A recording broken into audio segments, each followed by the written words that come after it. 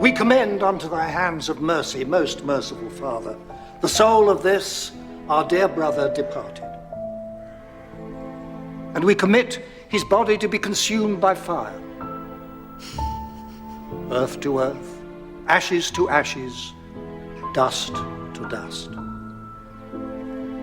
And we beseech thine infinite goodness to give us grace to live in thy fear and love, and to die in thy favor.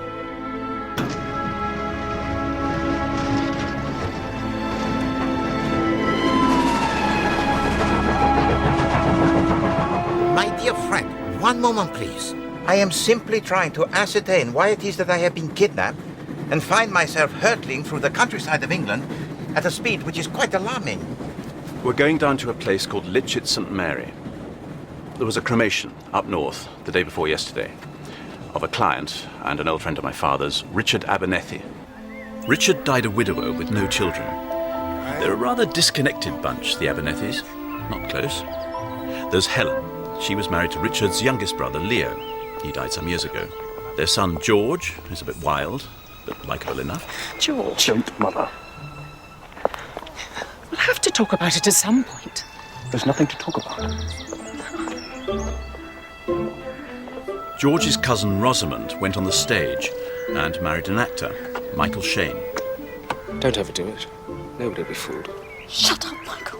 You don't know what... Her sister Susanna does good works for the church. Bye-bye. Maud is married to Richard's brother Timothy. He was too ill to attend the funeral. Maud, I know you want to get back to Timothy. I'll whiz through things as quickly as I can. Oh, please don't rush things on my account, Miss Dentwhistle.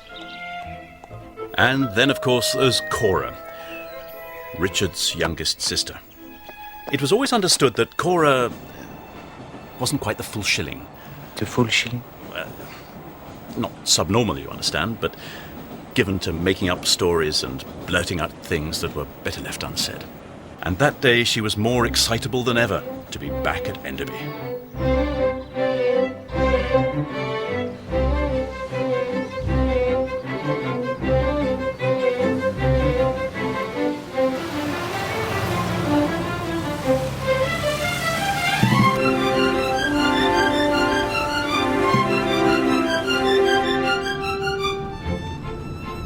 Enderby! I've missed it so much.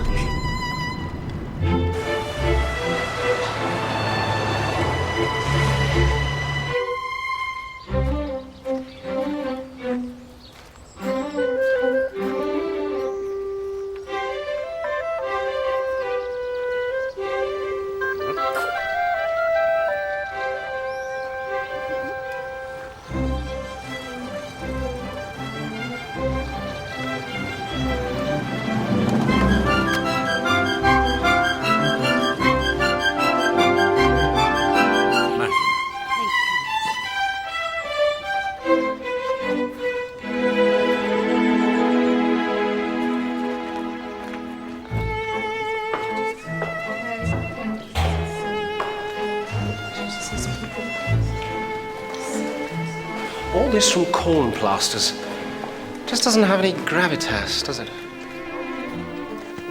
Why, everything's the same. It hasn't changed a bit. I don't know why we've all come, really. George is going to get the lion's share, and the rest of us tuppence halfpenny. What?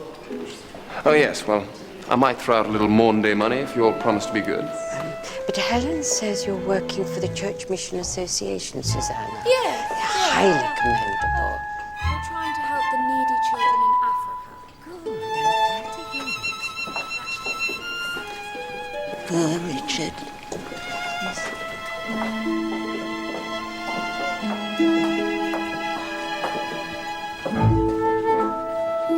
Most of the younger members of the family had only heard about Cora.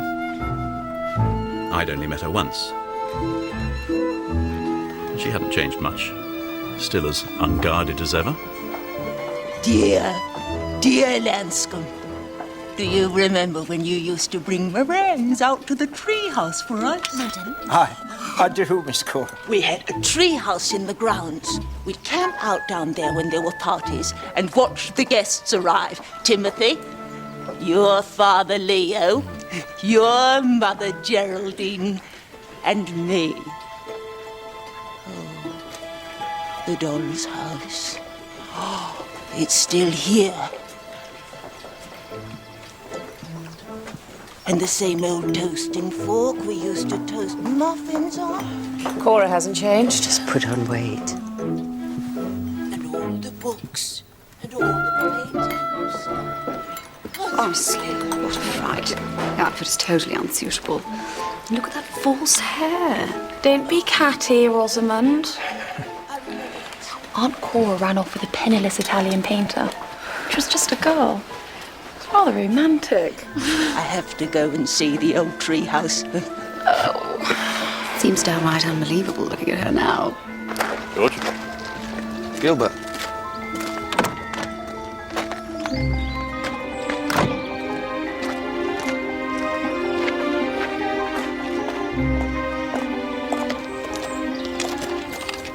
You come to pray for my salvation. And then, You read the will. yes.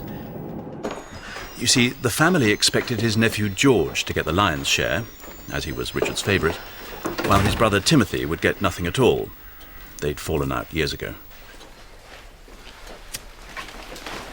As you may know, Richard appointed me executor of his will. Did he leave me anything? After legacies for the servants, an annuity for Lanscombe, and a small award for myself, the house and the estate are to be sold, and the proceeds divided equally between Timothy, Cora, Rosamond, Susanna, and Helen. What about George? It seems George has been disinherited. How much? Well, I can't say with any accuracy, but it should be ample to cover your needs for the foreseeable future. Oh, goody. I shall go to South America. I was as surprised as everybody else. I knew Richard had intended George to be the sole heir. Yeah. That's what had been in every version of the will. I'd been on leave, so I hadn't had a chance to read this latest version. And Richard did change it frequently, adding this and that, but never so dramatically as this. Helen, could I ask you to stay on and go through Richard's things? I can't believe that Richard has disinherited George. I was here, with him at Enderby, almost to the last. I nursed him. He always led me to believe that George was to inherit the estate. To change his mind without a word of warning. Yes, he didn't say anything to me. But at least you're all right. Your visits to him were a great help. Oh, for heaven's sake. It's George I'm concerned with. And then Cora properly put the cat among the pigeons. Still, it's been hushed up very well. Of course, it's quite the right thing to do. I mean, it can't do any good making it public. I'm sorry, I don't quite understand what you mean, Cora. But he was murdered, wasn't he? Aunt Cora? Really? Oh, sorry. I didn't mean... Oh, how stupid of me. But, yeah, I did think from what he said... Oh, dear, forget I said anything. It was really very stupid. Please, forget it. I know I'm always saying the wrong thing, but... Sorry. Sorry. I'll make arrangements for the house and the estate to be put up for sale as soon as possible. You could have cut the atmosphere with a knife. So this is why we're going, huh? To see this Cora and ask her to explain. We're going to see her, yes. But unfortunately, we can't ask her to explain. You see, yesterday afternoon, Cora was hacked to death by an intruder with a hatchet.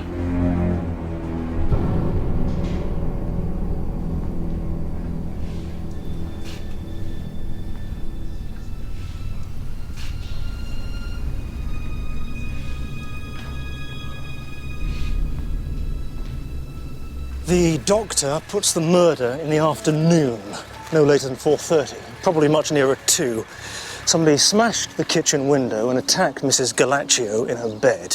A particularly brutal attack, as you saw. 6 or 7 blows were struck. But she was in her bed during the daytime? She'd slept badly. She sent the companion into Reading to exchange some library books and took a couple of sleeping pills. So she'd have been drowsy, if not already asleep, when they broke in. So a hatchet seems, well, excessive to say the least. I suppose the companion could have done it. 2 women living together alone. You never know what quarrels and resentments build up, but by all accounts they got on well. And was anything stolen, Inspector? Just a few bits and pieces of jewellery, nothing of any value. And of course they could have taken whatever they wanted. And this is the odd thing. We found them shoved in a hedge not far from the cottage. I suppose the murderer may have had a sudden panic or a fit of remorse, but in my experience of criminals, it's unusual. So, with your permission, of course, Inspector, I would like to pay a visit to this companion. Oh, please do. She's a sensible enough woman. Let me know if she says anything new. Oui. Merci. And then, on top of everything else, I discovered there was a break-in at the office on the day of the funeral. The Enderby deeds are missing, and I haven't had a chance to attend to it. But if the deeds are missing? The house can't be sold, and the family can't get their share of the money. A break-in on the day of the funeral? The deeds of the house go missing? This is indeed a big coincidence, n'est-ce pas, monsieur? Yes, I suppose it is. Listen, Poirot, you will take the case on, won't you? It would be a great favour to me if you did. Oui, monsieur.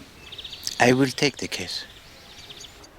The inspector assures me if she didn't suffer, the first blow would have killed her. Oh dear, I do hope so. I'm so glad you've come, Mr. Entwistle. Mr. Poirot. Mademoiselle. I don't know Mrs. Galaccio's family. I'm rather nervous about meeting them. Mrs. Galaccio bought them at sales. She always thought there was a chance of picking up something worthwhile.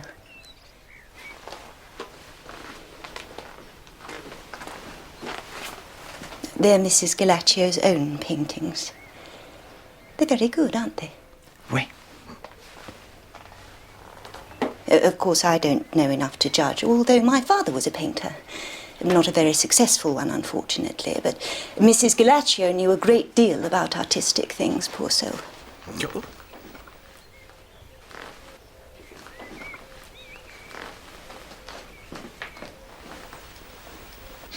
Ah, it is the oil paint. Yes. She likes to paint in here. And you got on well with your employer, mademoiselle? Yes.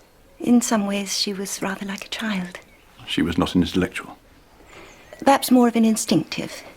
But she was very shrewd, Mr. Entwistle. It quite surprised me sometimes how she hit the nail on the head. And you had been with her for a long time, huh? 3.5 years. Ah. You acted as companion and looked after the house? I did the cooking and light dusting. None of the rough. Mrs. Panter from the village came in for that. I don't think of myself as a servant, Mr. Entwistle. I would very much like to see the bedroom of Madame Galaccio, but if that is convenient. Inspector Morton said it was all right to clean after the police had finished. I haven't touched her personal things, of course.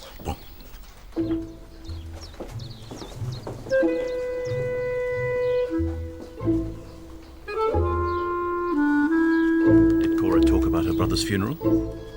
She said the chapel was filled with flowers. She was very sorry not to see her other brother, Timothy? Timothy, yes.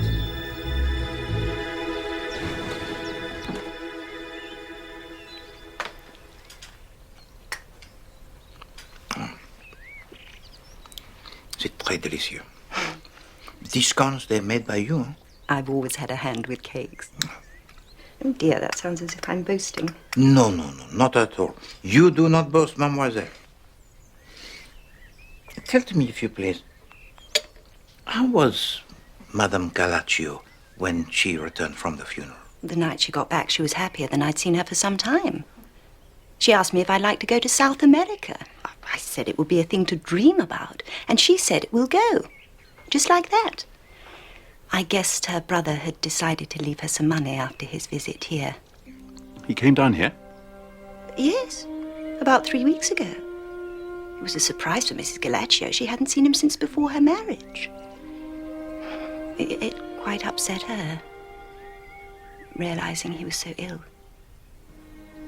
He told Cora he was ill? Yes. It reminded me of an old aunt of mine. I wondered if he might be suffering from some softening of the brain. Why did you think this? Mrs. Galaccio said he'd started to get ideas that someone was trying to poison him. What? Please, go on, mademoiselle. She dismissed it, of course. Old people get fancies like that, don't they?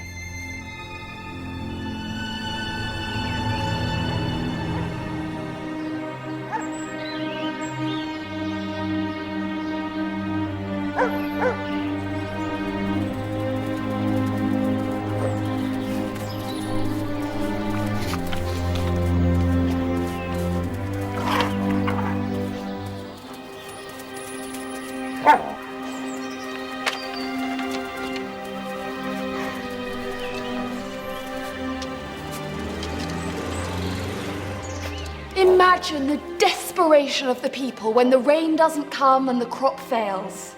It's hard for us here in England to believe there is poverty and hunger in the empire. Our vision of Africa is one of exoticism and adventure. But the mission at Kazane is a hand-to-mouth affair. Most of the children there cannot read or write. They have no means of improving their lives so they may escape from poverty in the future. These children need a school. Our mission in Bechuana land is to bring education and, above all, hope to the people living there. I hope you will all give as generously as you can. Thank you for coming.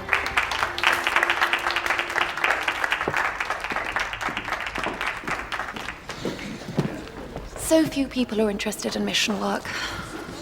It's a little dispiriting. Susanna,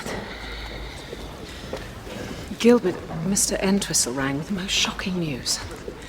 It's Cora. She's been murdered. What? It seems a burglar broke into her cottage the day after the funeral. He stole some jewelry and he killed her.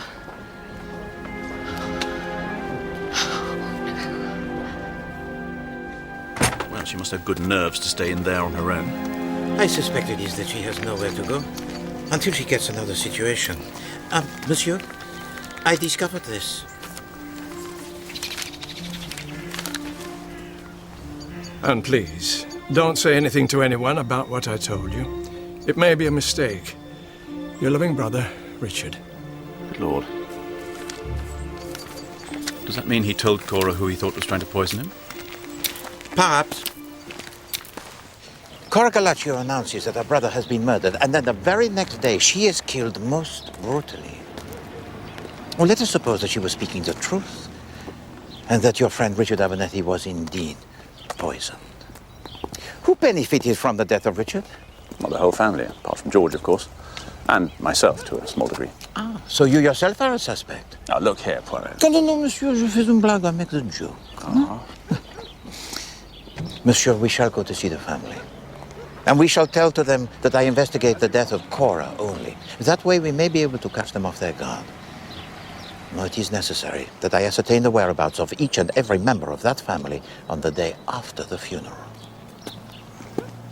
You're entering just a tad early, my sweet. So I don't enter on, and now he says he's going to show her the evidence. No, darling, you enter on, she despises him, and you don't sit down immediately. You just keep standing until How exciting. You're most frightfully famous. Is that clear? You read people's minds. Psychology sort of thing. Mais d'accord, it is the way of human behavior that interests me. To murder that director. Sorrel, do come back! My apologies, madame, for intruding at this time so sensitive. It is unfortunate, is it not, to lose two members of one's family so closely together? It is, isn't it? Although I can't think why anyone would want to murder someone like Aunt Cora. It would appear that it was a burglar who broke in to steal some of her possessions. Please to forgive me, but it is necessary that I ask of you both where you were on the day after the funeral. We were at home till 11, then you left to have lunch with Oscar. I was to meet my friend Jane, but we missed each other, so I had a lovely day shopping. We dined after the show and got back to the flat about midnight. You do not feel well, madam? First night nerves. I'm always queasy, especially when it's absolute rubbish, like this one. I must say, it's the most marvellous luck, Uncle Richard leaving us all this lovely money just now. It means that we can produce our own plays. We've got the chance of an option on a rather good piece. Terrific lead for me and a good part for Rosamond. It will make Michael's career. Larry Olivier better watch out. I'm afraid there's a bit of a delay with some of the documents for the house. The money won't be available immediately. But we can get an advance. Michael said we could. It's terribly important. There's no real hurry, sir. It's just a question of whether or not to take up the option. Michael? Excuse me, I think I'm on. Did Aunt Cora leave any money? She left what she had to your sister. Well, why Susanna, I'd like to know. Michael, if you would be so kind. But she hardly knew me. And there's her share of the estate, of course. Well, it all helps. If you please to forgive me, it is necessary that I ask of you both as to your whereabouts on the day after the funeral of Richard Abernethy. No, Helen was at Enderby. I asked her to stay on to look through Richard's things. Thank you, Gilbert. He asked me on the day of the funeral, and I was beastly to you in return. Oh, please, Helen, it's quite forgotten. I've come down for a few days to see Rosamond and Michael's play. I'm staying with Susanna. Susanna! George, where have you been? Are you all right? Perfectly all right, Mother. Why do you ask? Aunt Cora's murder's all over this rag. George, this is Hercule Poirot. I've asked him to look into the circumstances. I'd no idea you'd such famous friends. How do you do, Poirot? Monsieur. Poor old Aunt Cora. I got the feeling she was just about to kick over the traces. Don't be flippant about her, George. I tried to reach you the day after the funeral to see if everything was all right, and I couldn't get hold of you. Yes, I went to the races at Hurst Park. Had 2 winners, as a matter of fact. And your whereabouts, mademoiselle? I went to the P&O shipping line to inquire about travelling to Africa. You're going to Africa? Yes. As soon as I can get a passage. Alors, mesdames, merci. Monsieur, tell to me, if you please, the 2 horses on which you won some money, what were their names? Gaymark and Isambard II. Merci.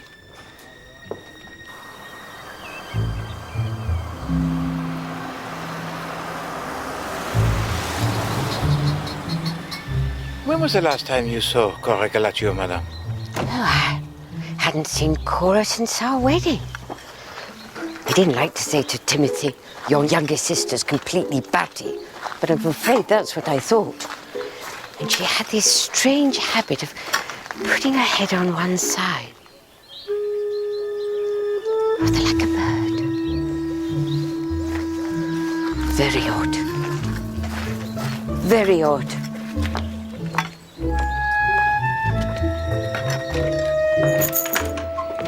Mr. Entwistle has arrived, Timothy, with Mr. Poirot. Monsieur? Good of you to come, Entwistle. I mustn't exert myself with doctor's orders. Well, I can hardly believe it. Poor little Cora, killed with a hatchet. What's the damn country coming to, I'd like to know? Mr. Poirot is looking into Cora's death. Oh, I don't know what we want a private detective for. My commiserations, Monsieur Abernethy. It is a time most difficult for the family. Huh? I understand that your brother, he also died recently. Oh, this is what happens when you get into bed with socialists. I mean, the whole country's falling apart. Look at the state we're in. We can't get decent servants. Maud here, working herself to a shadow, messing about in the kitchen. Oh, by the way, Maud, I think lemon syllabub will go very nicely with the sole tonight. Yeah? Of course, dear. And perhaps a little clear soup first. Hmm? Yeah. Well, I'll leave you to it. Do take a seat, Entwistle. Thank you. Now, look here.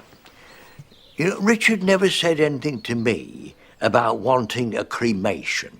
Now, who authorised that? May I ask? Helen. It was what he wanted. Oh.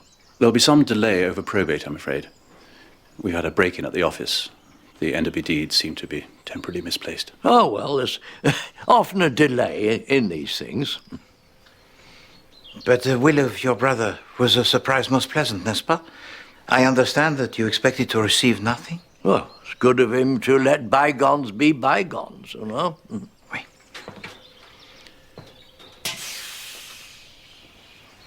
Madame is mending the car. Oh, yes, she's had to learn how. We can't afford the cost of garages. And I mean, obviously, I can't do it. I mean, that old heap's always breaking down. Broke down on the way home from the funeral. Didn't manage to mend it herself. She had to take it to a garage. Ended up having to put up overnight. Oh, the cost of hotels these days, you know, it's outrageous. Oui, c'est scandaleux. Now, look, Entwistle, I'm not well enough to have anything to do with inquests or burials. You'll have to attend to all that side of things for Cora. I mean, order a wreath, of course. I don't know what one puts on a stone when it's murder. You can't very well write, entered into rest, or anything like that. O Lord, thou hast seen my wrong. Judge thou my case. It is the Bible, Lamentations. Yes. Yes, it's appropriate, if somewhat melodramatic. Don't shoot. I never meant for it to turn out like this. Damn you! You deserve to die for what you have done.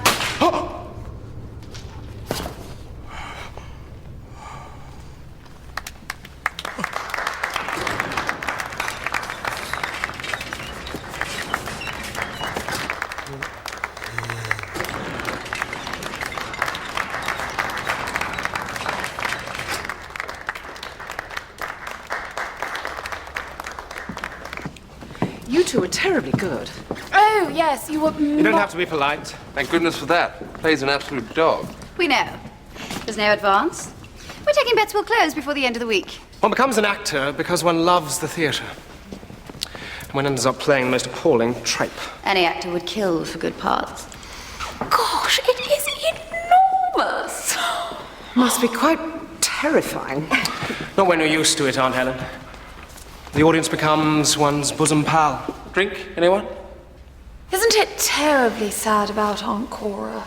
I was looking at her at the funeral thinking, one might as well be dead if one looked like that. And now she is. That is a wicked thing to say. Oh, don't be so po-faced. Entwistle obviously took what Cora had to say about Richard at the funeral seriously.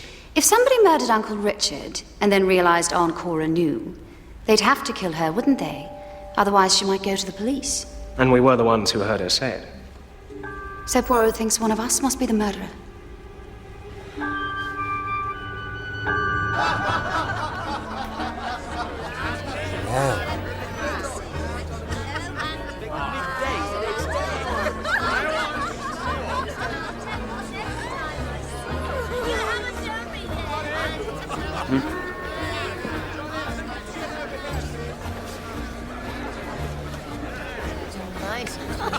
Why didn't you come to the restaurant with us? I am sorry Uncle Richard cut you out of the will. It was a cruel thing to do, but you can't let it send you off the rails.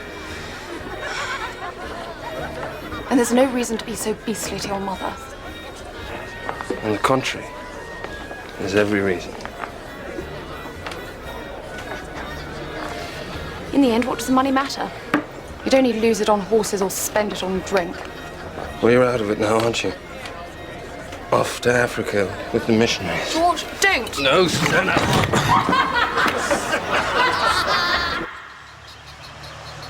No, they tried to pull the wool upon my eyes, monsieur. They're all lying, the whole family. Not all of them, surely. No way. Well, they're all lying about where they were on the day after the funeral. Each and every one of them could have been in Lichfield St. Mary and murdered Cora Galachu. No, they lie very well. They're all performers.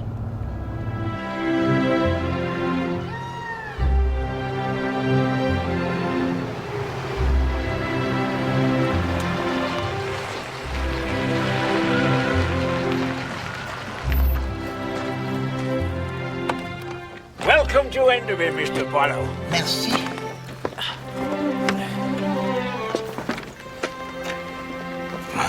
C'est magnifique. Dr. Larrabee, I thank you so much for coming here to see me. Tell to me, if you please, if I wanted to poison a man who is sick, and I wish that his doctors to suspect nothing, how would I achieve this? You'd have to use some kind of narcotic, so there was no sign of cyanosis for anyone to spot. And then arrange for his body to be cremated so that no evidence can be found. Well, it is possible. If I'd had any suspicion about Richard's death, I would have informed the police immediately. But cremation is a choice most unusual for an English gentleman, is it not? Well, I was somewhat surprised, I must admit. But that does not mean that he was poisoned. He died of natural causes. Oh, so you can say with certainty that Richard Abernethy, he was not poisoned, eh? No. I wish I could. It is possible that someone put a narcotic in his food, or extracted the oil from his vitamin tablets and replaced it. But why would anyone want to do that? Monsieur Lanscombe? Oh, Mr. Poirot. Wait. Would you please be kind enough to tell me, in your opinion, is it possible that Monsieur Richard Abernethy took too much of his medicine in error? Oh, no, sir. The master's wits were as sharp as they'd always been. Right to the end. Besides, Mrs. Helen was here. Keep an eye on things just in case. So Madame Helen Abernethy was staying here until Richard died? Aye, she was. She nursed him. Right to the end. And were there any other visits to the house during those last days? Or did anything occur that would have upset him? Oh, the vicar come to tea the day before. Oh, and the morning he died, we had some nuns call. What is nuns call? Nuns. Ah, religious. Did they stay for long? Oh, no, sir. They were collecting for charity. I understand that Monsieur Richard Abernethy, he had some family to stay during those last weeks. Aye, they did. First was Miss Rosamond and her husband, followed by Miss Susanna. And young George came last of all. Was there anything unusual about these visits? Well, the master and George had a terrible fight. They got on well as a rule, but on that day,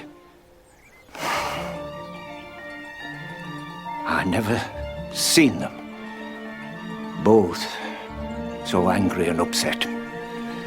George was in a terrible state. Get out of my way! It was the day before the master died. He never had a chance to make it up with George. And you were one of the witnesses to the will, were you not? Did you read the contents? Well, he asked me to, but the truth is, the old eyes aren't what they were. I didn't want to tell him I couldn't see, in case he asked me to go. But I just looked down the page and... Page? It was more than a page. Oh, no, sir. I remember it well. It were just one page. It's not Richard's signature. It's very like it, but it's not his signature. It's a fake, Poirot. The whole bloody thing's a fake. How could I not have spotted it?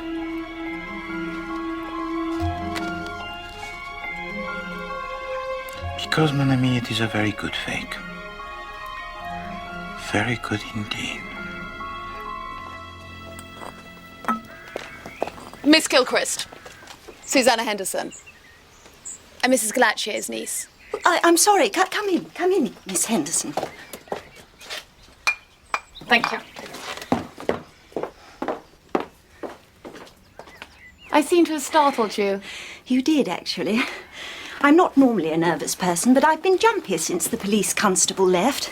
The doorbell rang half an hour ago and I could hardly bring myself to answer it, which is silly, as a murderer is unlikely to come back and ring the doorbell, isn't he? It was only a nun collecting for charity. Miss Gilchrist, Aunt Cora left what she had to me. I'll be staying a few days to go through her things. Now, what are your plans for the future, Miss Gilchrist? I have to find another position. Well, you're welcome to stay on here till you find one, and I hope 3 months' salary will help. That's very generous, Miss Henderson. These are Mrs. Galaccio's own paintings. She and Mr. Galaccio lived in Brittany and then in Cornwall. Fishing boats are so picturesque, aren't they? Mrs. Galaccio did say she'd leave me some of her paintings. These ones she painted herself, I mean, as a memento. Oh, help yourself to any of these you want. Did you want anything else? Oh, no, nothing more, thank you. She left me a lovely amethyst necklace. One could always make picture postcards from these. Did she copy? No. Mrs. Galaccio was a true artist.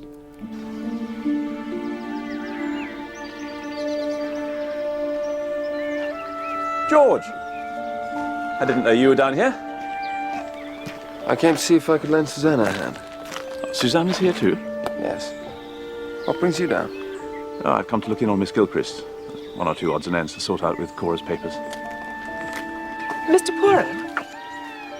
Ah, Madame Abernethy.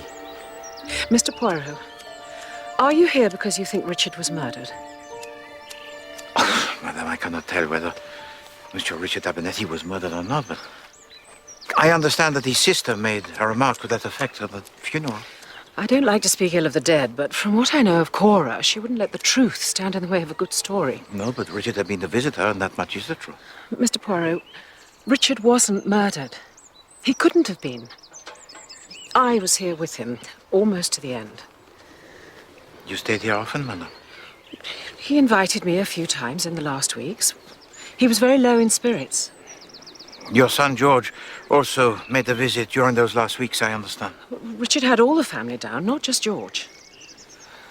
Tell me, Madame, were you surprised when your son, George, did not inherit anything from his uncle? Yes, I was. It was a cruel thing for Richard to do, and I find it hard to understand. No, I do not think you were meant to understand, Madame.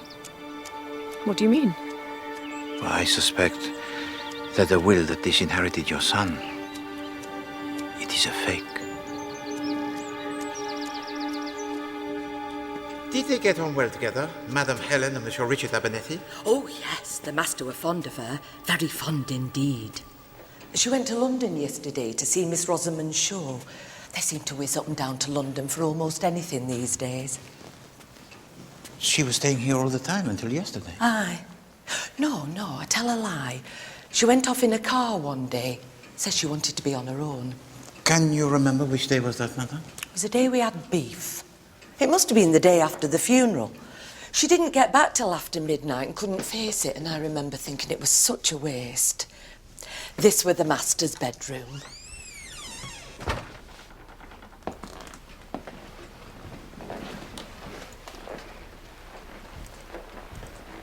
And his medicines, they were kept in here? Yes, sir, by his bed. Merci.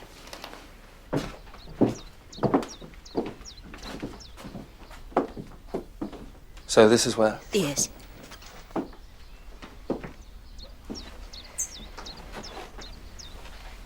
That's one of Mr. Galaccio's paintings. Racy? Are you always such a prude, Susanna? Oh, excuse me.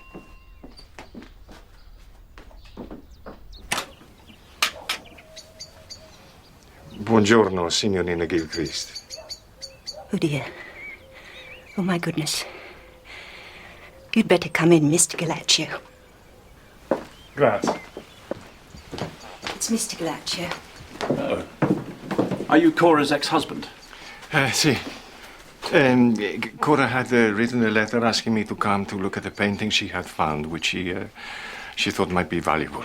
Gilbert Entwistle, family solicitor. Piacere. Susanna Henderson, Cora's niece. I am sad to meet you at this sorrowful time, signorina. George Abernethy. Piacere. Perhaps this is not the most appropriate time for devaluing, signorina. It's better I take the painting away. No, old chap. I don't think anything should leave the house. No, you must value the painting. Now that you're here. Mrs. Galaccio hoped it might be an Italian primitive. Do you think it's worth anything? Accumulato sporco per molti anni. Dirt. Dirt is a wonderful thing. It gives a patina of romance to even a very bad painting. I am glad, perhaps, I do not have to disappoint poor Cora. This painting is probably not even worth the meager shillings she paid for it. Mi dispiace. You were hoping for something valuable, were you, Susanna? I thought you'd no interest in worldly possessions. It's not for me, George. It's for school books in Bechuana land. Ah.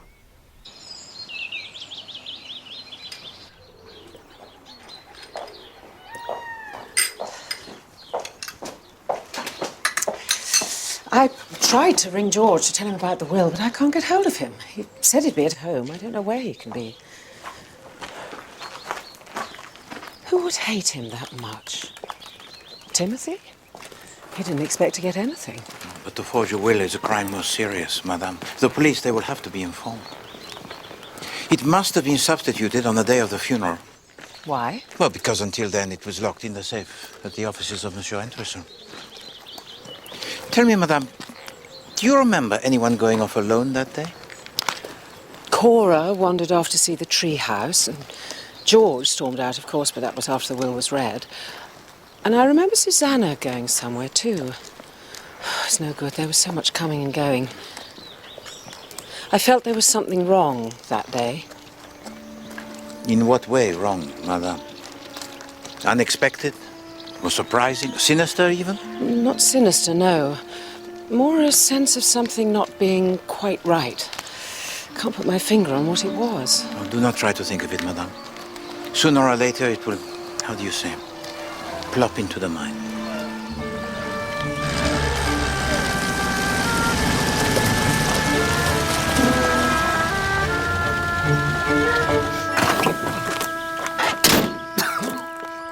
Come on, Maud. What on earth are you doing here? If the house can't be sold and we can't get our money, we're just going to stay here until it's sorted out. I don't see why you should have the run of my family home and full use of the servants, while Maud and I are struggling with no one so much as to make us a cup of tea. Get Lanscombe, Maud. Tell him to bring the chair. Cora was not an artist. But she had the temperament of an artist. She seemed to me a woman who didn't care tuppence about convention or doing the right thing. Admirable, I'd say. Very refreshing. As a girl, she was piena di vita. Come si dice, how you say, so full of life. Oh, excuse me, I must catch the train back to London. Signorina. Bye, Mr. Galaccio. It's very nice to meet you. Thank you. Bye. I'd better be going too. Find my way back to the hotel? Yes, it's easy to miss. But you can see the church. So,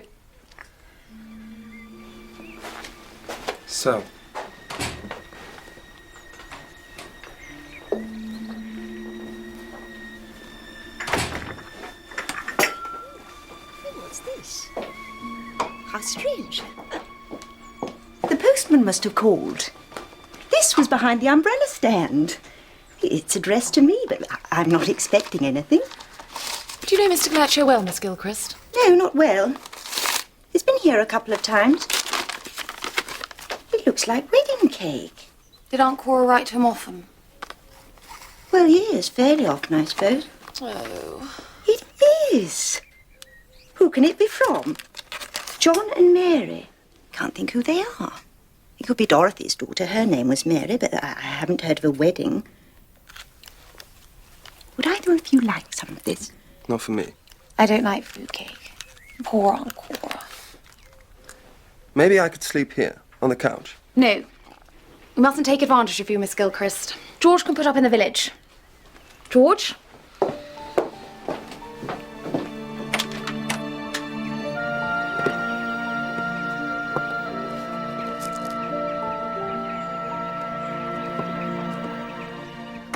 just seemed odd to me. I thought I'd better let you know right away. It's the King's Arms Hotel, Litchit St. Mary. Of course, there may be a perfectly innocent explanation. C'est possible, bien sûr. Oh, that is most useful information, monsieur. Most useful indeed. I will join you there in the morning. Bonne nuit, mon ami. À demain. Good night. There's no going back now. I didn't know it was going to turn out like this, did I? I certainly didn't think that painted little French popinjay was going to be here, sticking his nose where it doesn't concern him. It's a disaster, Timothy. We'll get caught. Not if we keep our nerve. We've just got to make it seem as if it never happened.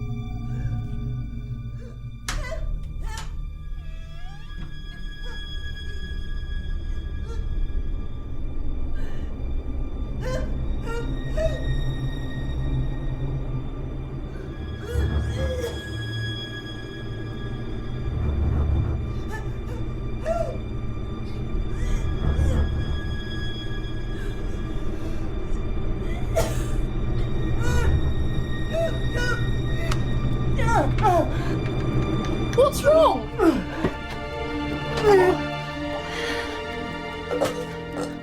Are you ill? I'll get you some bicarbonate. No, get me an ambulance. We'll call a doctor in the morning. Get an ambulance quickly. I think I'm dying.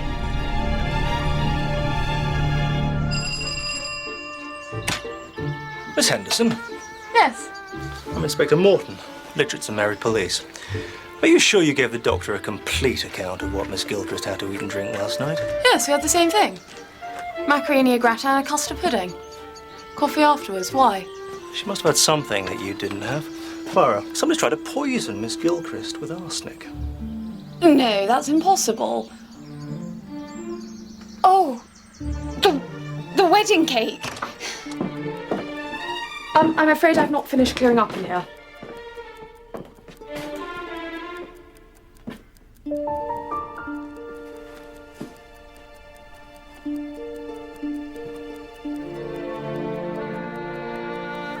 You will put a piece of wedding cake underneath the pillow, and you dream of your future husband. And that is how the saying it goes, n'est-ce pas? Why on earth didn't she tell us? No doubt because she felt that she would appear foolish, having such hopes. I am so very sorry, mademoiselle. Why would anyone want to kill me, Mr. Poirot? I've nothing to leave. Nobody would benefit from my death. I think you must not stay at the cottage. But where can I go? When you are recovered, you must come to Enderby. It is the family home of the Abernethys, and I myself will be there. No, Mr. Poirot, I couldn't. Mademoiselle Gilchrist, I am commissioned to find the murderer of Madame Galaccio. And it is possible that you may be able to assist me. But I don't know who killed Mrs. Galaccio. But you may know more than you think.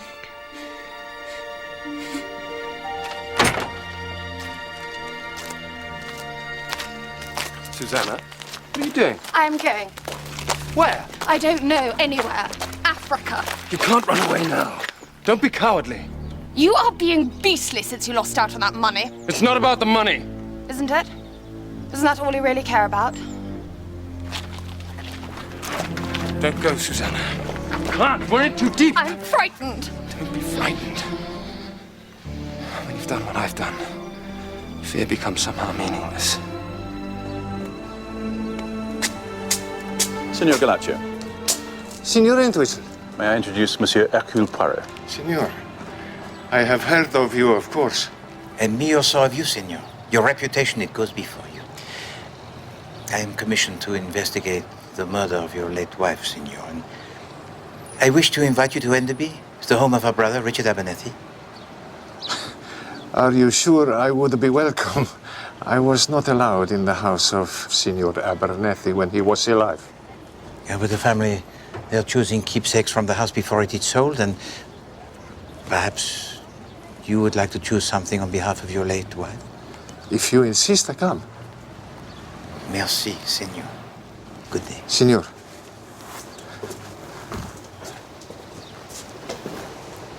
So, do you think he's the murderer, Poirot? I must get up to Enderby myself. I hate the thought of poor Helen stuck there with Timothy and Maud. I also wish to speak to Madame Helen Abernethy. I will meet you there, mon ami, but first I must go to the theatre. Look, Poirot, please, don't pester Helen. She had nothing to do with all this. She wants to find out the truth as much as we do.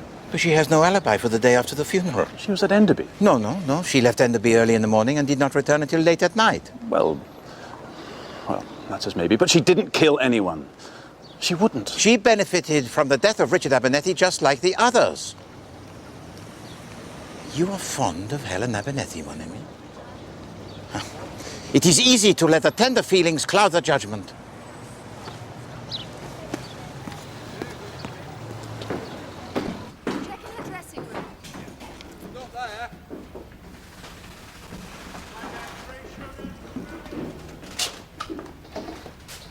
You said you'd get away tonight. I'll make up for it on Friday, I promise.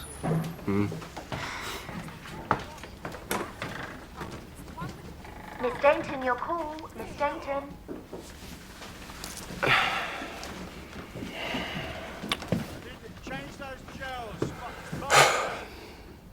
Poirot. Miss Dainton and I were just running through some lines from the play. I see. So you rehearse your parts?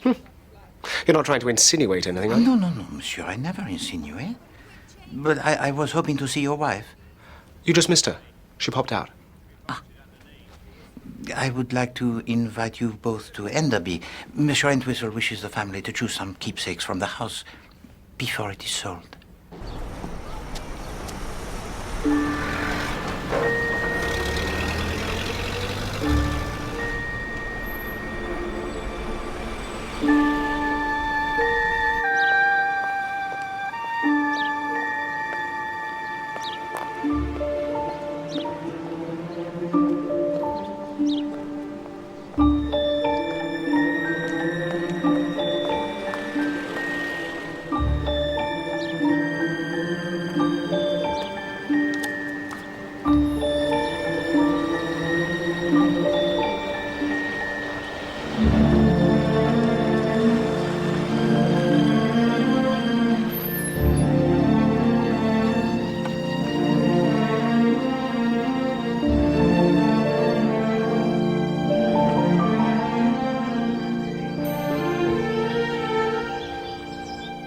You seem to be at home in this house, madam. It is sad that it is to be sold, n'est-ce pas? One has to accept what comes in life, Mr. Poirot. There's no point in regrets and looking back. One could spend one's whole life regretting. D'accord. Madame, on the day before Richard died, what did he and George argue about? Oh, how careless of me. Oh, please. I've, really no idea. They were very fond of each other. They were bound to have disagreements.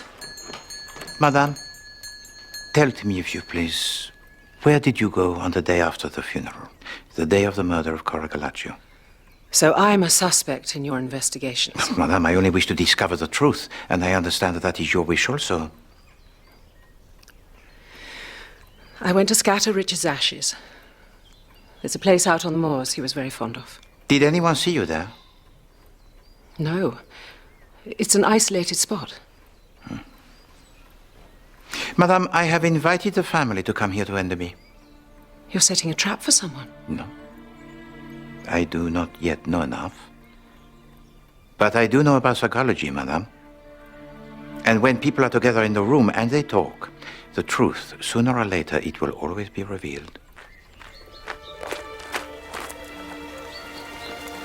Monsieur Timothy, the family has been invited here to...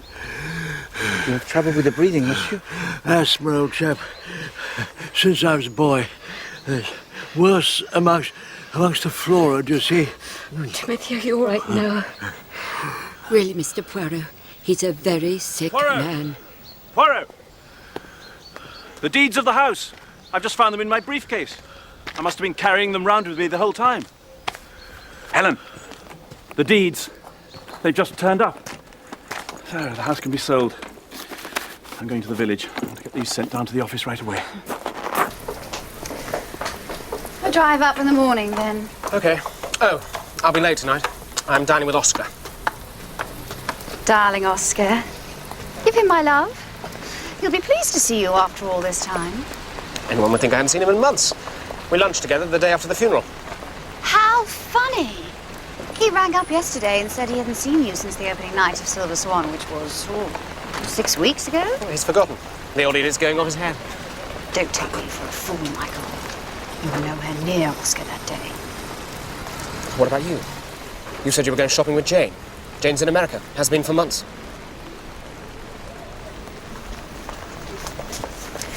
We do want to take up the option and get this play on, don't we? Want to? It's the part I've always dreamed of. It'll make me a star. One mustn't take too many risks, then. Must one?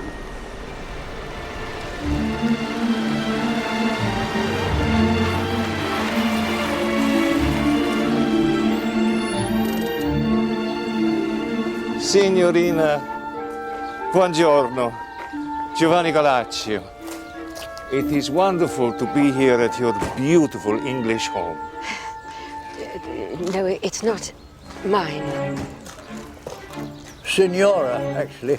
Ah, sì, signore. Grazie, grazie.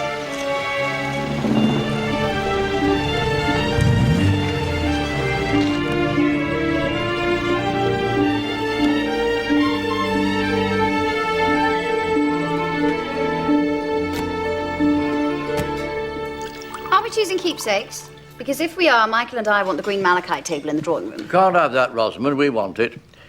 And for sentiment's sake, we should like to have the Spode dessert service. We shall be quite content with that. Too late, Uncle. The Spode's been marked down to me, I'm afraid. Marked down? What do you mean, marked down? Nothing's been settled yet. What do you want with the dessert service? You're not even married. I thought no material gifts could replace your brother, Uncle. Damn and blast, George! Keep out of it! Does it have to be that particular table, Rosamond? Oh, do be quiet, Susanna. But if Timothy really wants it... Oh, no, don't mind me. I'm only Richard's last surviving brother. Don't upset him, Rosamond. You know his heart is weak. Uncle Timothy will outlive us all. He's a creaking gate. I don't wonder Richard cut you out. What do you mean? The table is just right for the new play. We want to give it the best chance we can. We don't want it closing as soon as it opened like Murder in Mayfair. Closed, did it? That's a surprise. The malachite table is especially nice. It must be worth a lot of money. It will be deducted from our share of the estate, of course. I'm so sorry. I didn't mean... The wax flowers look so right on it. Really artistic. Do you actually think that table is going to fit in the car, Rosamond? Well, we'll just have to, Michael. I'm not coming back here for anything. Rosamond, you really are the most stubborn I individual. feel rather unwell. Maud, I need to lie down. Of course, Timothy.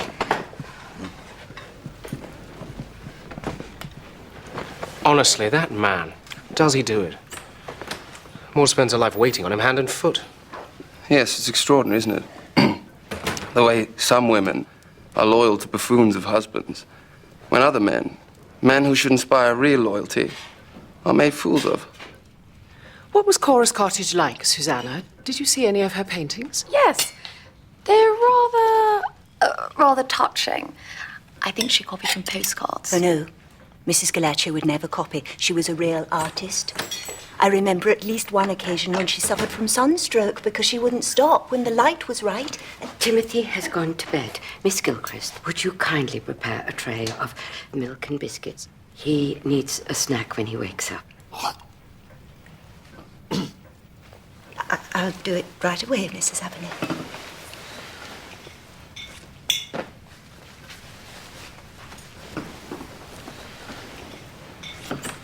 I'm sure Aunt Cora did copy. I don't want to press it with Miss Gilchrist here. And why are you sure, Mademoiselle? Well, Her paintings are mostly seaside scenes, and there's one of Paul Flexon, the lighthouse and the pier. But that pier burnt down 5 years ago. I remember reading about it, and her painting is dated last year. Oh, yes.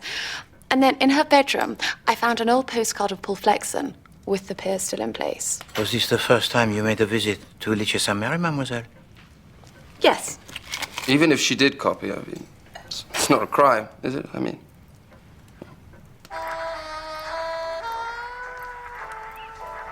Well, Monsieur Entwistle informs me that interest in buying this house has been expressed by a convent school run by les religieuses. Merci. You would say nuns? Nuns are a good bet. They'll look after the old place. It's hard to imagine anyone wanting to become a nun. The outfits are terribly flattering.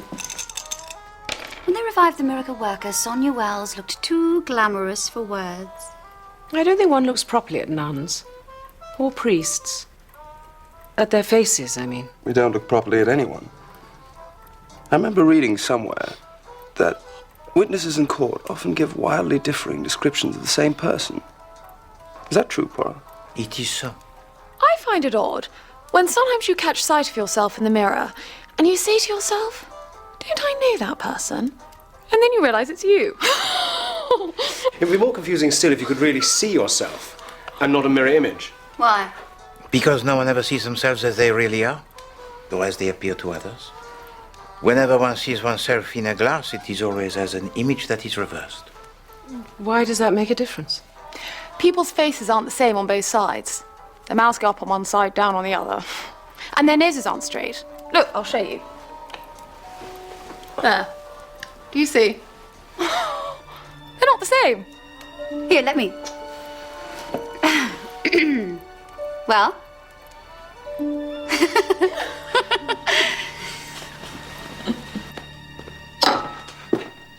You should be in bed, mademoiselle. I'm getting Mr. Timothy's cocoa. Can I make you some? Oh, that is most kind, but I prefer to make my own.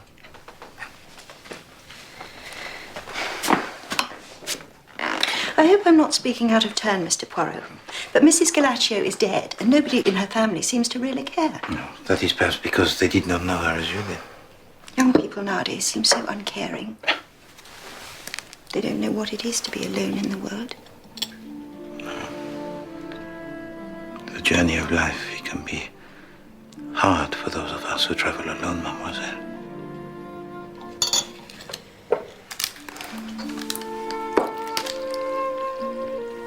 Have you always been a companion to a lady? Oh, no. I used to have my own tea shop. Ah. The Willow Tree. It was a delightful little place, Mr. Poirot. All the china was blue willow pattern, so pretty. And the cakes were really awfully good, if I say it myself. But a Lyons establishment opened up nearby and my little place failed. Well, this happens to many people in these times, I think. It's Mr. Timothy's bill.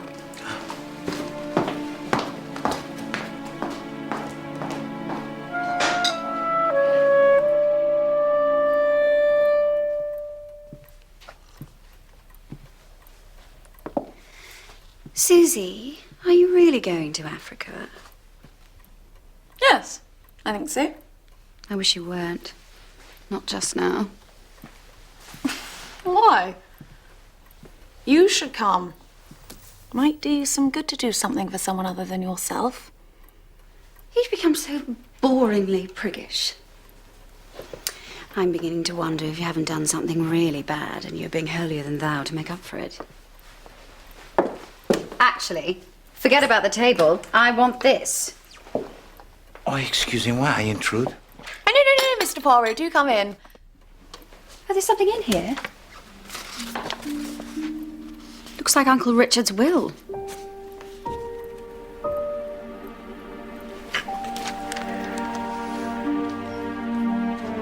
This is the last will and testament of Richard Abernethy, whereby I revoke all former wills made by me.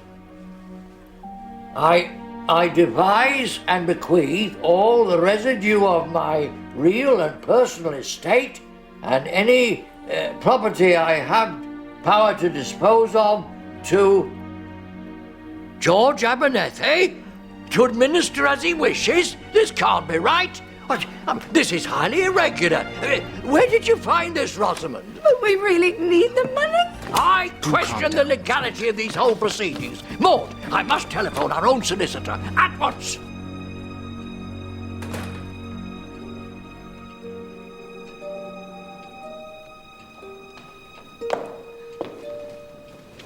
George, I know this is what Richard intended. Who would want to disinherit you? Just about anyone in the family, I should think. Well, whoever it was must have murdered Richard. I can't believe it.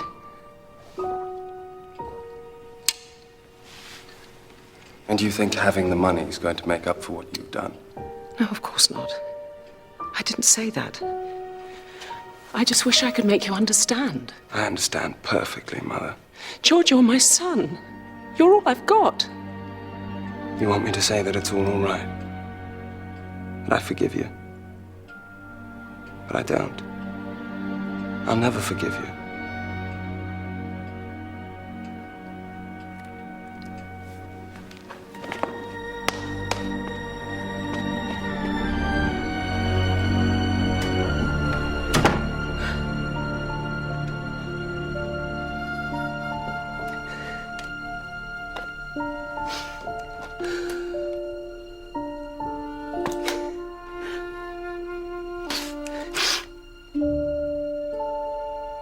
Because no one ever sees themselves as they really are, or as they appear to others. Whenever one sees oneself in a glass, it is always as an image that is reversed.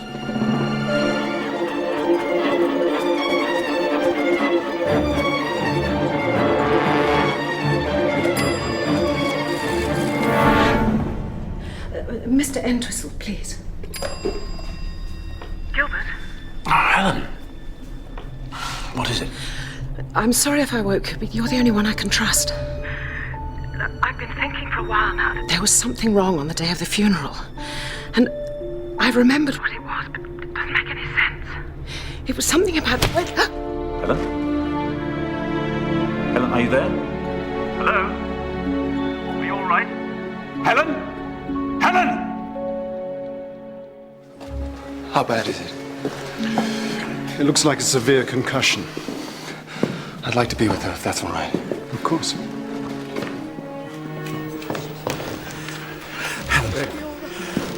Gilbert.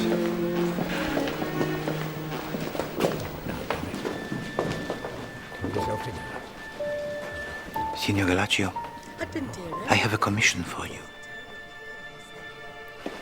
She'll be all right in a day or two if it's a concussion, won't she? I hope so. Lanscombe, do you know where the wax flowers are? They were on the green malachite table. Madame Helen Abernethy broke the cover of glass by accident.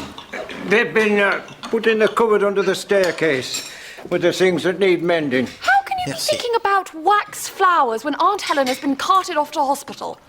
I'm sorry about Aunt Helen, of course. But we have meetings about the play next week. I shouldn't be surprised if that Galaccio chap took them. He got a taxi from here in the middle of the night. Well, he is coming back, isn't he? Come with me, Michael. I'm not getting into any dark corners by myself after what happened to Aunt Helen. What do you mean, Rosamond? Well, she was cotched, wasn't she? I thought she fell and hit her head on the doorstep. Don't be naive. Somebody cotched her. Oh, George. Is she all right? It's obvious. A detective in the house looking for clues. Uncle Richard poisoned. Aunt Cora killed with a hatchet. Miss Gilchrist sent poisoned wedding cake, a faked will, and now Aunt Helen struck down with a blunt instrument. George! Whoever faked the will must have coshed Aunt Helen. You can't think anyone of the family faked the will and hit Helen on the head? There was no one else here. Oh, you should be doing that, Poirot. You're the detective. Find out who faked the will. For God's sake! It was me. I faked the will. I faked the will to disinherit myself. All right, everyone?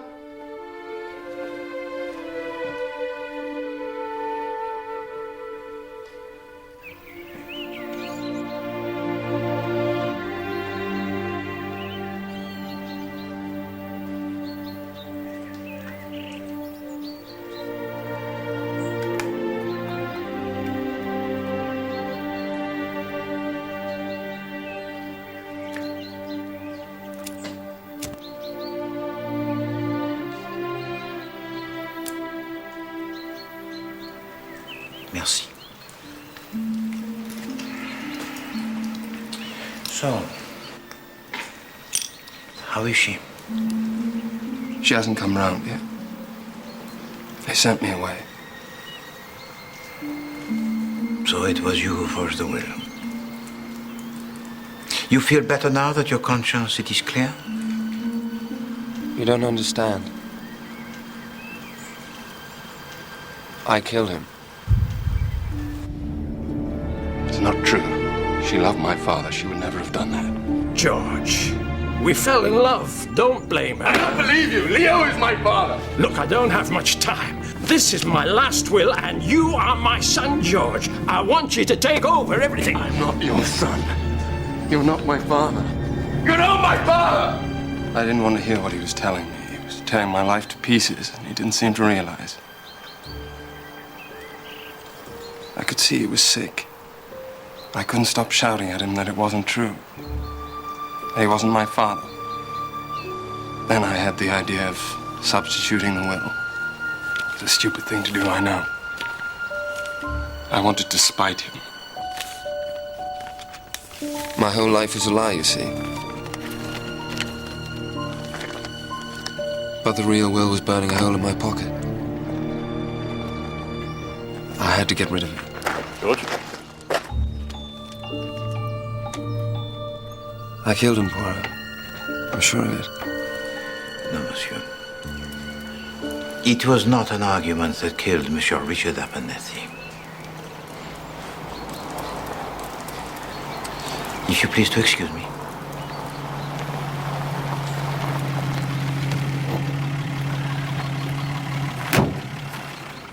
I'm here to question Susanna Henderson. She was at the King's Arms Hotel on the day of Cora Galaccio's murder, but she didn't bother to inform us. It looks as if it wasn't the casual crime we thought it was. No, Inspector. It was not a crime that was casual. It was an attack that was most brutal, and I know how and why it was executed. But I would ask you to hold off your questioning for a short while. I'm awaiting a concrete piece of evidence, the final piece of the puzzle. What kind of evidence? I cannot say at the moment. I may be wrong. Doesn't often happen to you? It has happened twice in my career. Oh, that's a relief. To be right all the time might get a little monotonous. I do not find it, sir. Oh, we had a rather curious piece of information from the Mother Superior of the convent in the next town. She claims 2 of her nuns went to Mrs. Galaccio's cottage the day before the murder. They couldn't make anyone hear when they knocked, but they're convinced someone was inside. The day before? They are sure? Oh, there's no mistaking the day. It's all entered in the convent book. It fits. It fits very well. Nuns? That's a ridiculous idea, Poirot. No, Inspector. My ideas are never ridiculous.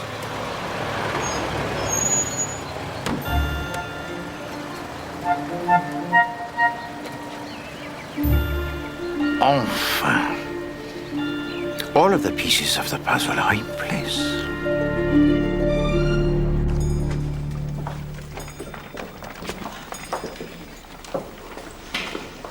Monsieur Shane, I would like to speak with you for a moment.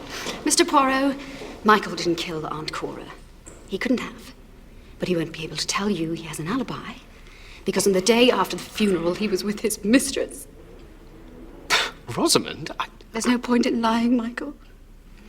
Would you prefer to be accused of murder? And you, madame?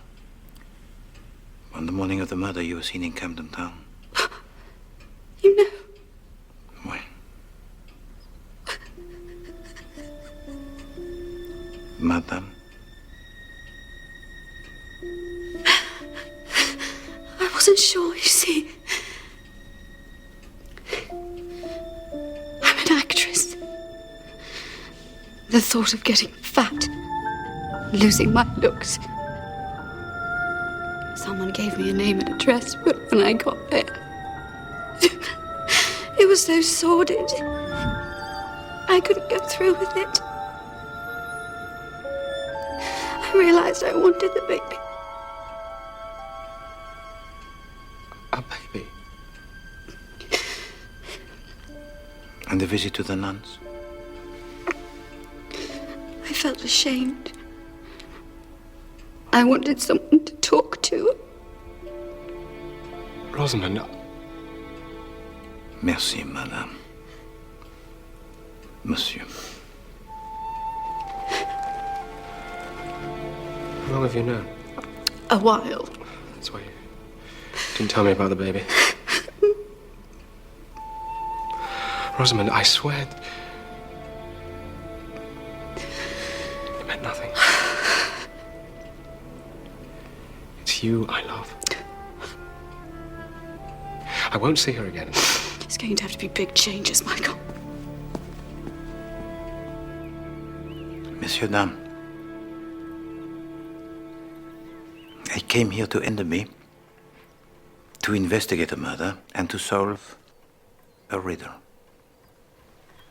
First, Richard Abernethy, he dies suddenly. And then at his funeral, his sister Cora Galaccio announces that he has been murdered. But then the very next day, she herself is killed most brutally. Her maid, her companion, Mademoiselle Gilchrist, is poisoned with the arsenic. Madame Helen Abernethy is struck on the head and is rendered unconscious. The deeds of the house go missing, and the will that is false is read. So now, which, if any, of these events are linked? Bien sûr, whoever stole the deeds of the house would have to have been absent from the funeral. You, Monsieur Timothy, you have the great need of money, and you that you would not receive any from the will of your brother. So you hatched a plan that on the day of the funeral you would break into the offices of Monsieur Entwistle and steal the deeds of Enderby. Oh, that's a preposterous idea. No, monsieur. Your wife, she covered for you. Maud, I know you want to get back to Timothy. I'll whiz through things as quickly as I can. Oh, please don't rush things on my account, Mr. Entwistle. So realizing that you had, as you say, shot yourself in the foot, you decided to try to put right your mistake. That's ridiculous. I'm an invalid. Are you, monsieur? Certainly, when I talked with you, you claimed to have had an attack of asthma. It's a lot of nonsense. I think he's called your bluff, Timothy. No, monsieur. You were desperate enough for money to stoop to theft. The question remains, were you desperate enough to stoop to murder? You, Mademoiselle Henderson. You said that you had never been before to Litchfield St. Mary, huh? But when you spoke to Monsieur Entwistle of the whereabouts of your hotel, it was clear that you knew exactly where it was located. Yes, it's easy to miss. But you can see the church. Inspector Morton is here to question you as to why you were in Litchfield St. Mary on the morning that your aunt was murdered, and why you did not inform the police.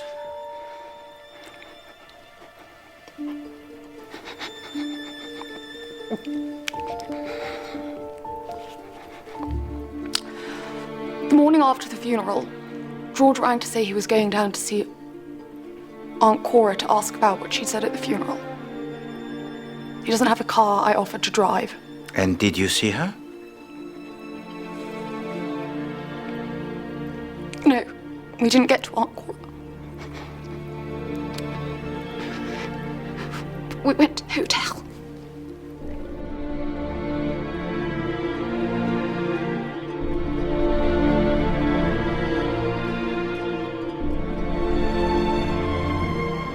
It wasn't planned. But I can't forgive myself. If we'd gone to the cottage, we might have saved Aunt Cora's life. And we're cousins. It's all wrong.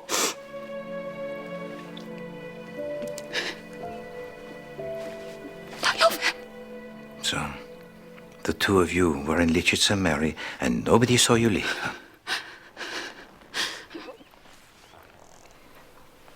So now I turn my attention to motive.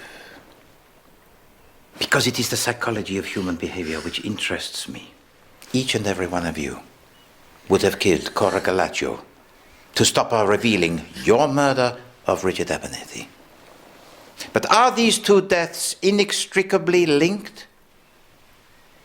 Well, certainly, Richard Abernethy, he dies most suddenly, but there would have been no reason to suspect of foul play had it not been for those words uttered by his sister Cora Galaccio at the funeral. But because of those words, you all believed that murder had taken place. And so, I asked myself a question that came into my mind, so suddenly. How well did each of you know Cora Galaccio? How do you mean? The answer, mes amis? Not well at all. And so I asked myself another question. Suppose it was not Cora Galaccio who attended the funeral that day. So Aunt Cora wasn't Aunt Cora? Somebody else was murdered? No, madame. It was Cora Galaccio who was murdered, but perhaps it was not Cora Galaccio who attended the funeral of Richard Abernethy. No. The woman who attended the funeral that day, she came for one purpose only, to exploit the fact that Richard Abernethy had died most suddenly and to implant into the minds of the relatives the thought that he had been murdered. And this she managed to do most successfully. What nonsense. I mean, what was the point of it? Permit me to explain. If Cora Galaccio announces that her brother has been murdered and then she herself is killed the very next day, then those two deaths are bound to be considered cause and effect. And for Hercule Poirot, the prime suspect would be one of the family. But if Cora Galaccio is killed and her cottage is broken into, and Hercule Poirot is not convinced by this burglary, then where is he to look? Close at home. At the woman who shared her house with her. You're not suggesting I'd commit murder for an amethyst necklace and a few sketches? No, mademoiselle. No. It was something much more important than that. One of the sketches of Cora Galaccio was of Paul Flexanbe. It was Susanna Henderson who observed that it must have been copied from a postcard because it showed that the old pier was still in place. But in fact, the old pier had burned down several years before. And Madame Galaccio always painted from the real life. You told that to us, Mademoiselle Gilchrist. And then I remembered the smell of the oil paint as soon as I arrived at the cottage. You can paint, can you not? And you know a great deal about painting because your father, he was an artist, n'est-ce pas? And then Richard Abernethy, he dies suddenly. And the plan, it sprang into your mind. How easy for you to administer a sedative in a morning cup of tea to render her unconscious for the day of the funeral, while you play her part at Enderby. Oh, you knew Enderby well from hearing Cora Galaccio speak of it. So simple then to begin with a remark to Monsieur Lanscombe, well, to convince him of your identity. Dear Lanscombe, do you remember when you used to bring meringues out to the treehouse for us? But that's preposterous. Nobody would have been fooled for a moment. But nobody had seen Cora Galaccio for over 20 years. You wore her clothes, you padded yourself out to show her gain in weight. No one would have suspected that you were not Cora Galaccio. And because Cora Galaccio always wore the hair that was false, it was easy for you. But mannerisms are remembered. And Cora Galaccio had mannerisms that were most definite. All of which you practiced most carefully in front of a mirror. And that was where you made your first mistake. You forgot that an image in a mirror, it is always reversed. So when you observed your reproduction, parfait, of the bird-like tilt of the head of Cora Galaccio, you forgot it was the wrong way round. And it was this that puzzled Madame Helen Abernethy at the moment that you made your insinuation. She could not quite put her finger on what it was, but then with all the talk about mirror images and how one sees oneself as others see us, she remembered. So she tiptoed downstairs to make a telephone call. But someone else was about. And they followed her down to listen in. And fearful of what revelation she was about to make, struck her over the head. I never did anything of the sort. The whole thing is a wicked, wicked lie. It was you that day. When we arrived, I vaguely felt I'd seen you before. But, of course, one never really looks at... One doesn't bother to look at a mere companion help. A domestic drudge. But go on, Mr. Poirot, go on with this fantastic piece of nonsense. Merci, mademoiselle. I intend to. And then, to cover yourself still further, you planted a letter from Richard Abernethy to his sister, of course in a place where somebody would be bound to find it. And in this letter there was a phrase, oh so cryptic, telling her that he had not long to live. And then you actually poison yourself with arsenic? Badly, but not fatally. Mademoiselle, you know that is a device that is also very old. It aroused my suspicions, but immediately. And what about the picture of Paul Flexen? I commissioned the valuer of paintings, Signor Galaccio, to go to the cottage, remove the painting, and take it to the London Academy of Art. If you please, Signor.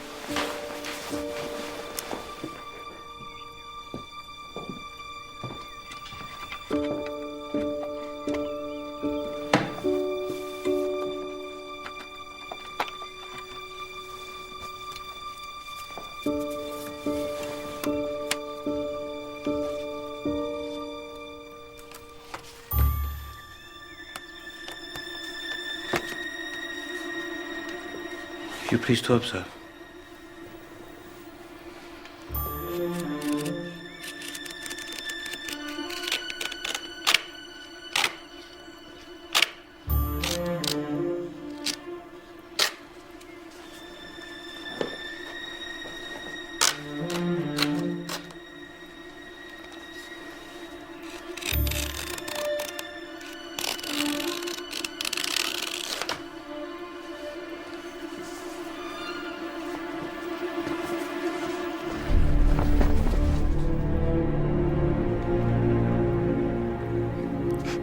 Voilà.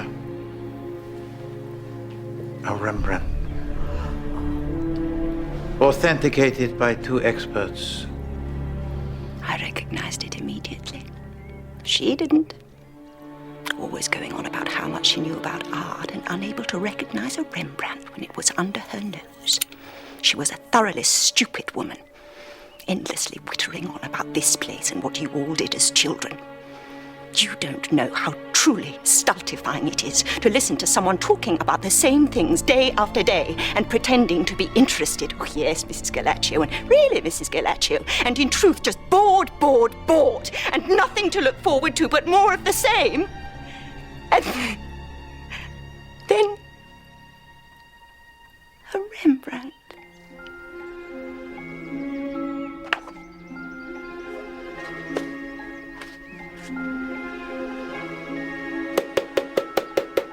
A Rembrandt had sold in London a few weeks before for £5,000.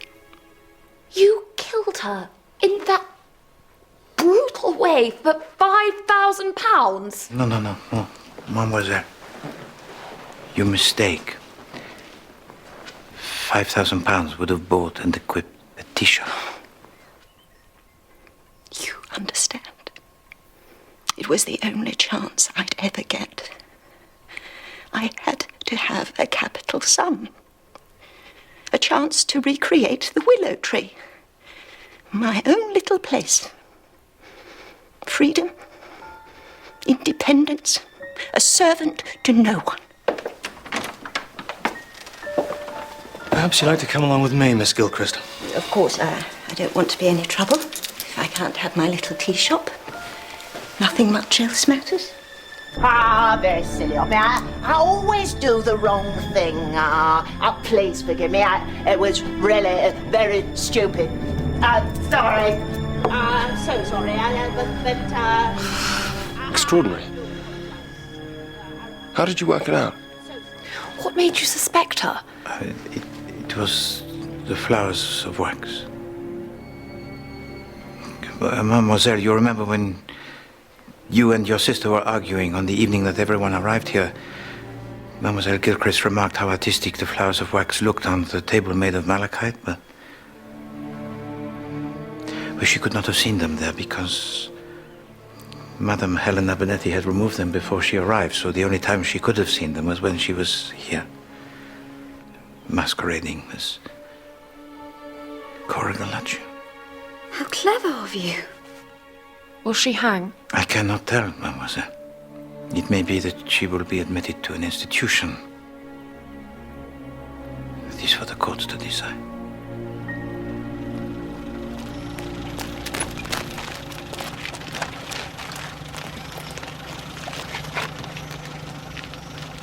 I feel I should go. Give it a try at least. I think it's probably for the best.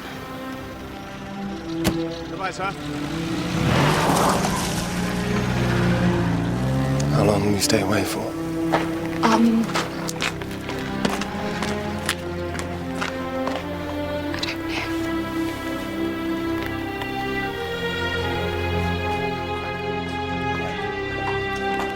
Goodbye, Gilbert. See you soon. Merci, madame. And thank you for your hospitality. Thank you, Mr. Poirot, for everything. Madame. Morning, sir. Merci.